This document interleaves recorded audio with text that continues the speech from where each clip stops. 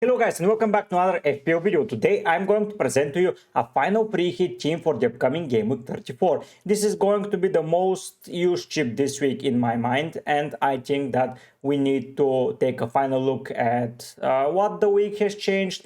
Basically nothing that much, I would say. So yeah, I think the team news are going to be similar, and the team that I'm going to build is going to be very similar to every other content creator that you see it, but without checking it, I cannot guess that. I'm going to go through Gameweek34 fixtures first of all, and then I'm going to present to you a building of that final free hit team. I'm going to build it live, so I'm not going to tell you this player. You see my full thought process and why I stand behind those players. If you enjoyed such content and want to see more, don't forget to subscribe to the channel. It helps my channel grow massively. As you can see, I'm fighting for those 5k subscribers as soon as possible. I don't know when it will happen, but with your help I know that it's going to happen pretty soon. So now without further ado, let's go and see those fixtures and let's decide which are the teams to focus.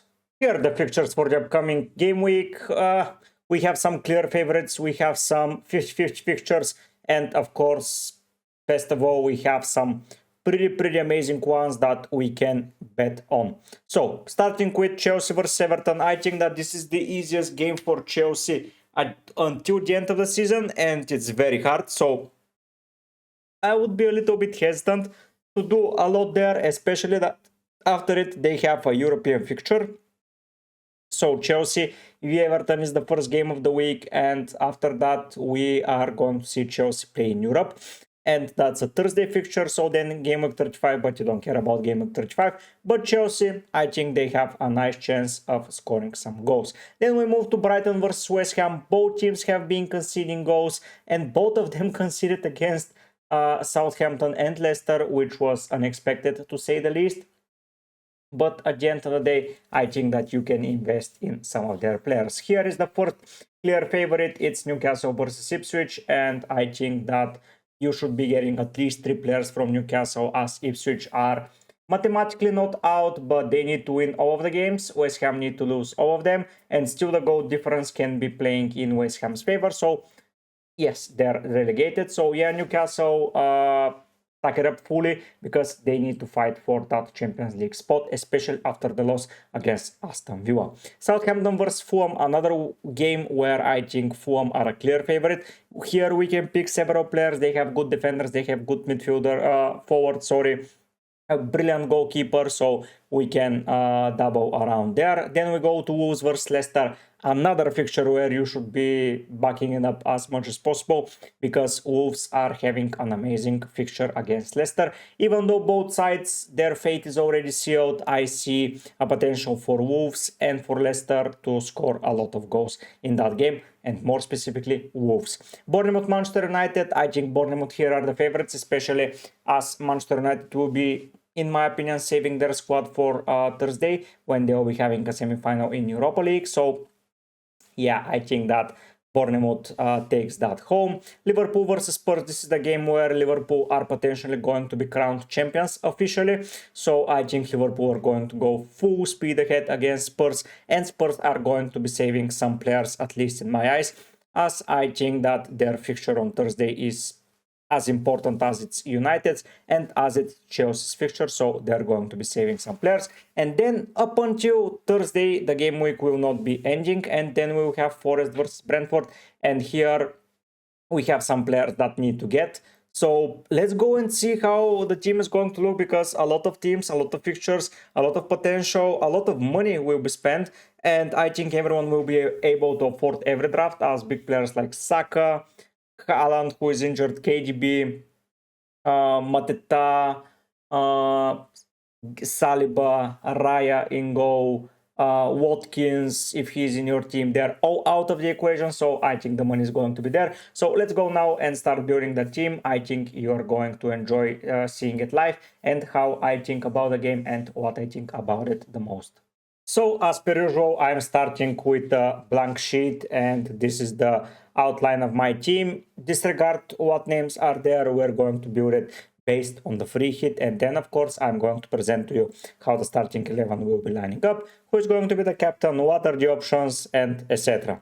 Now, looking at once again at the fixtures, we're starting with the obvious one. Newcastle, which for me is first of all a team fighting for a top 4 spot. Second of all, they are at home. And third of all, it's one of the easier fixtures for them until the end of the season. Of course, Aston Villa, Manchester City, Chelsea, Nottingham Forest, they're all in contention to end up in those spots. And you can argue for Chelsea the same. But I don't think that Chelsea are with that quality at the moment. Of course, someone like Palmer is a very good option, but I want to say that Everton is a very good defense, so it's not going to be that easy for them to score a lot of goals against them. So starting with Isaac is going to be the first player, no spoilers there. 9.1, speaking about the fixtures, as mentioned, Brighton, Chelsea, Arsenal, Everton, it doesn't look that good for him. That game versus Chelsea is going to be vital. In my eyes, I think that that game is going to be the decider for the top 4, but they need to win the games before that, so it's going to be Ipswich that takes place first. I cannot go with only one attacker, that's going to be off limits. I'm going to return Jacob Murphy. Here you can argue for Gordon, here you can argue for Harvey Barnes. Both of them are an option, but both of them are not secured for minutes. In my eyes, Jacob Murphy, yes, he was subbed off earlier in those games against Aston Villa, against Crystal Palace, against Manchester United, comparing him to someone like Harvey Barnes, who played 75 minutes and 90. Is Barnes more nailed than Murphy? I don't think he is. I think that this was the way for Gordon to gain back some minutes. But at the end of the day, now if Gordon starts as a starter, I see Murphy hanging around the 90-minute mark. Of course, he was never a 90-minute player, but against Ipswich, I don't think that you need those 90 minutes. If I knew that Gordon is starting and will start, I think Gordon is the best player to go for, as before his injury. If we go to Gordon, I can showcase to you he was playing around the 98-minute mark, at least over 75, which is what we wanted to see. But now it's going to be Murphy, as he enables a lot of things further down the road. Now, we can include a third Newcastle attacker, but I prefer to add a defender from their side. Ipswich has been awful in offensive territory, so here you can follow the simple line of either getting Pope. So, Nick Pope, a great option, a great player to have. Expensive, and I think that their defenders are a little bit better. You can go for Livramento. Livramento is great. Livramento is getting those attacking returns and assists here and there. If I'm on a free hit though, I will be going for Trippier. I know that it's kind of obvious to go for Trippier, but he is taking most of their set pieces. Now that Gordon is back, I don't know if that's going to be true after it. But now he is subbed off around the 75th minute, which is ideal for a defender, while Livramento, Burn and Schär play their full game time. Trippier is someone that just goes onto the field, does something, let's say a clean sheet, and he goes off. And when they do the subs, probably Ipswich are in contention to score, so I'll be bringing Trippier right into the squad. Those are 3 nailed players in my draft if I was free hitting as of this moment. Then moving next to Southampton versus Fulham, here we have some deliberation to do. First of all, Muniz is confirmed out and it's not known when he will return. That means that Raul Jimenez is going to be playing most probably 90 minutes. Of course, before that, he was in not a very good spell of form. Before that, he scored 1 against Brighton. So in the last 1, 2, 3, 4, 5, 6, 7, 2, 4, 6, 8 games, he has 1 goal. Which, yes, the time you said, you can say it's not enough for him. But I will not be going into that direction. If we then move to Fulham players only, I want to nail them down. Leno is a prime contender to join the field here. He is making a lot of saves. Last time around when they faced Southampton 0-0, not a lot of saves in that game, as they are not as attacking as expected. They are used to conceding, so Leno, it's a little bit of an iffy pick. But if I don't go Leno, I then have to go Pope, because I like the defenders from the other teams that I might be picking. So I think here is going to be Leno. Now, there is a very, very good shout out of going with Robinson, but they have been conceding some regular goals, two here, one here, but he got a yellow card. Yeah, after the successful spell of his form last time around, and against Southampton and against Liverpool, and when he had Leicester, when he had teams like West Ham, when he was gaining some major points. Now he has fallen off a little bit, and I think the most exciting player to pick from that Fulham team is Ryan Sessegnon.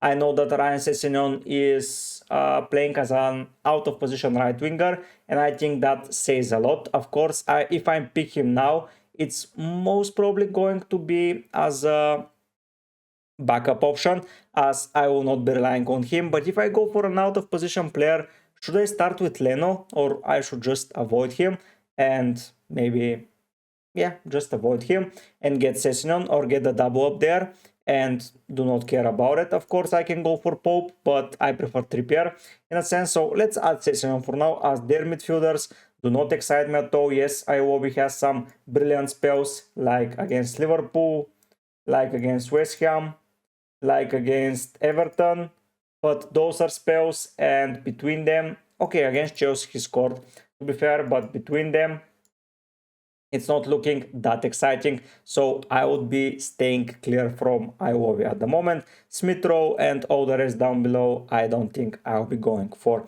their players.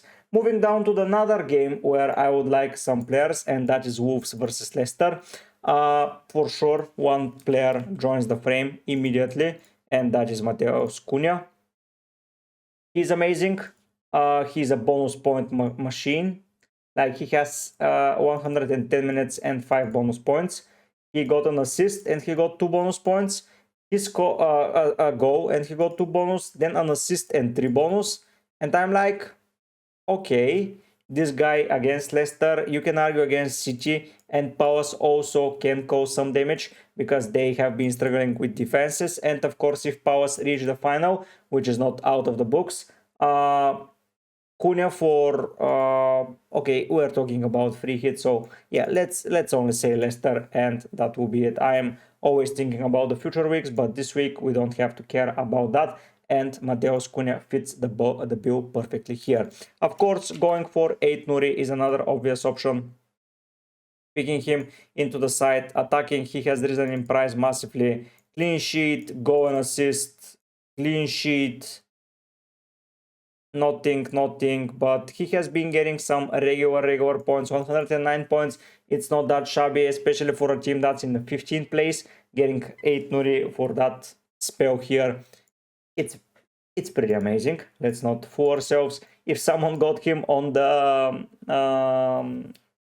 bench boost strategy in 32, fair play to you. I didn't think about it, but maybe I should have. Against Southampton he conceded, against Ipswich he conceded, but he kept a clean sheet against United. Who knows? But yeah, 8 Nuri, it's locked there. Now we got the, if we go for Wolves midfielders, by the way, I want to mention something.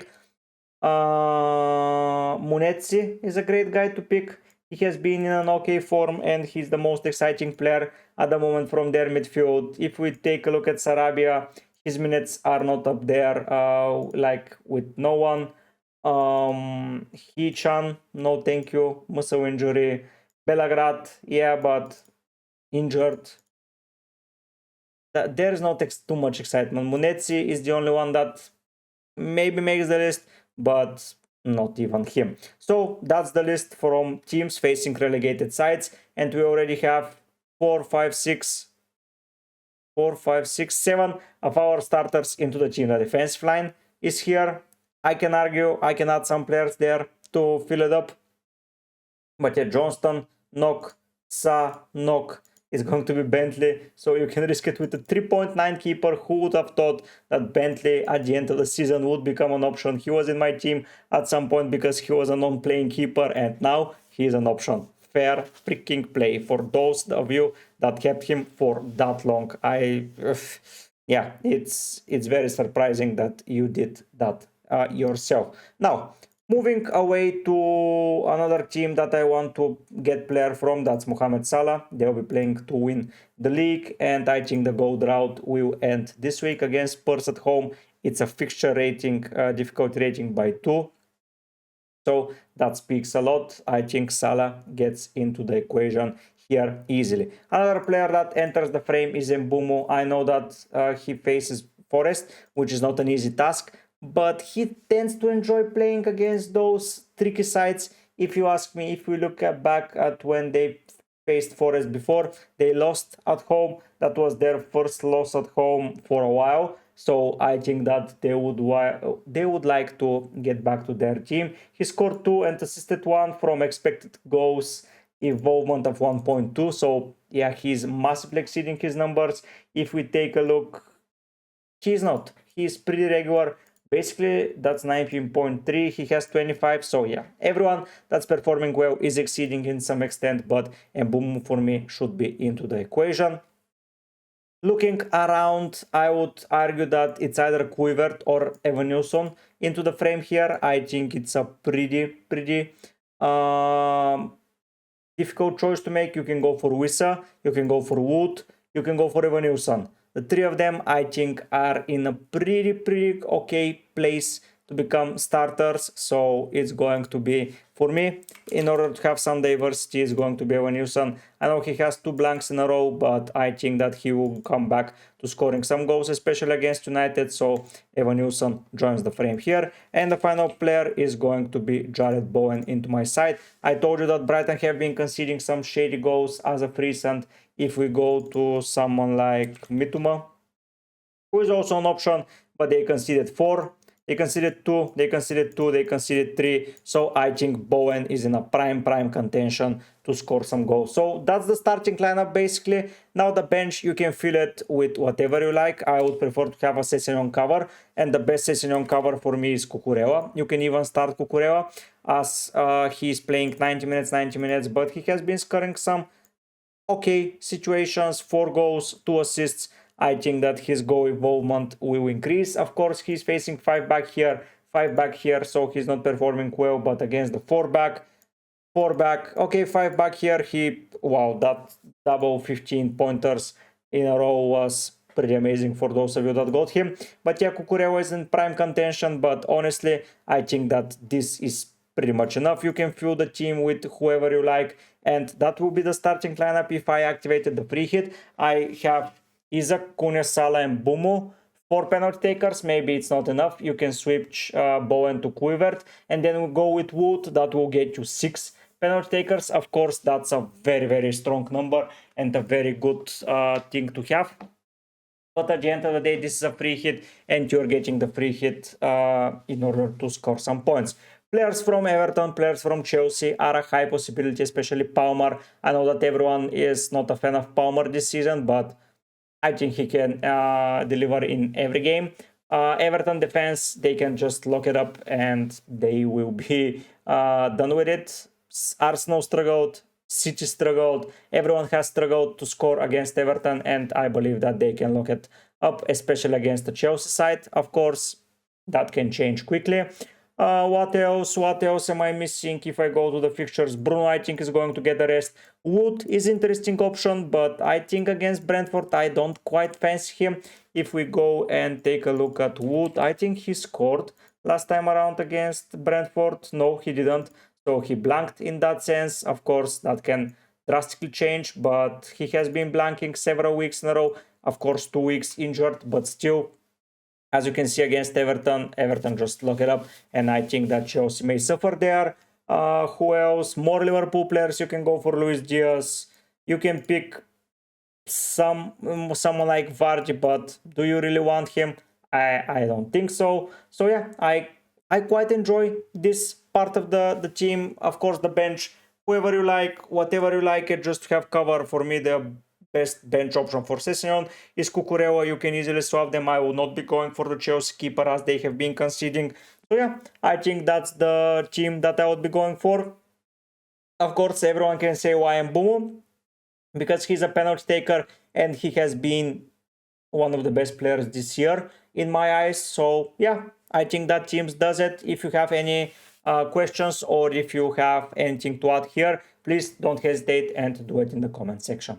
As per usual, special shout out to the members of the channel: Seth, Florin, Oscar, Scouser, Hem, Dmitro, Anthony. Thanks so much for becoming members of the channel. Guys, if you want to support me financially, here are the prices that you have to pay to becoming a member. It will help me grow massively, and thank you in advance. If you cannot afford it, or you just don't want to spend any money, please subscribe to the channel. It's completely for free, and you'll be able to support me by growing my audience and exposing my content to more and more people. Once again, thank you. There's going to be a deadline stream, so don't miss it for the world. We're going to talk about wildcards, free hits, rating drafts, doing my transfers, taking a hit for me. So yeah, it's going to be a very good week. Of course, most of the teams will be pre-hitting, as I'm not going to do that, but still I think it's going to be a very interesting period of the season for me and for my team. So don't forget to subscribe, don't forget to like, turn the notification on, and I'll see you soon with more FPL and UCL fantasy content.